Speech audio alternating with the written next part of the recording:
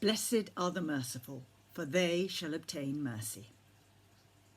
This beatitude reminds me of Mrs. Do As You Would Be Done By in Charles Kingsley's book, The Water Babies, a book that probably only those of us beyond 65 have read. Her character lived out the moral that you can only expect to be treated by others as you treat them. This beatitude is saying that if we are merciful, in turn, we shall receive mercy. In other words, we can only expect God to be merciful to us if in how we live our lives, we show mercy ourselves. The Concise Oxford Dictionary defines mercy as compassion shown by one to another who is in his power and has no claim to kindness. This strikes me as rather narrow. How many of us feel we have people within our power who have no claim to kindness from us? In the Bible, the meaning of mercy is slightly different. In receiving God's mercy, we are given not only compassion, but forgiveness. And we're given it on the understanding that we in return will demonstrate forgiveness and compassion.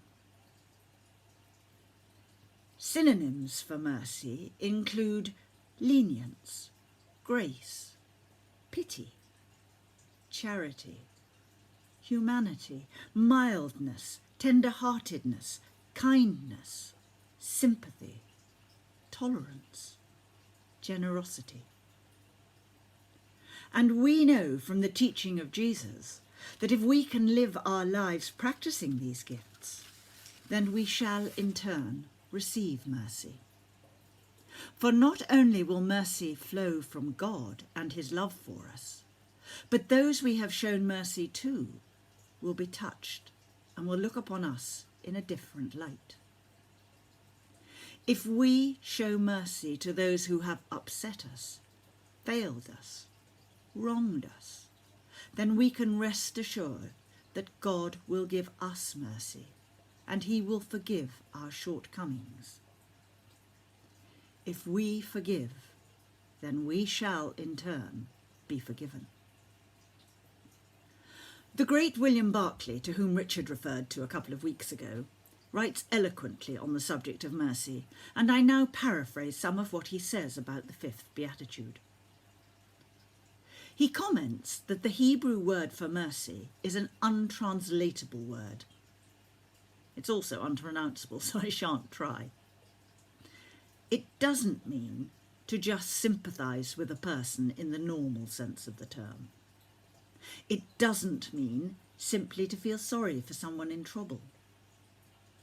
The Hebrew word for mercy means the ability to get right inside the other person's skin until we can see things with their eyes, think things with their mind, and feel things with their feelings. He writes that this is much more than an emotional wave of pity or sympathy. It demands of us an effort of the mind and of the will. It involves a sympathy which is not given from the outside, but which comes from a deliberate identification with the other person, until we see things as they see them and feel things as they feel them. He also says that in other people we see the reflection of ourselves. If we are detached and disinterested in them, they will be detached and disinterested in us. If they see we care, their hearts will respond in caring. This is challenging stuff, and when we are trying to forgive, feeling and showing mercy is not always easy.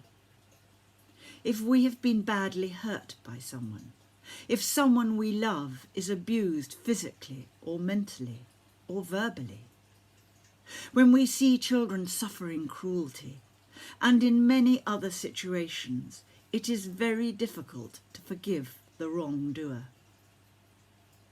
And perhaps that is where other definitions of the word can help.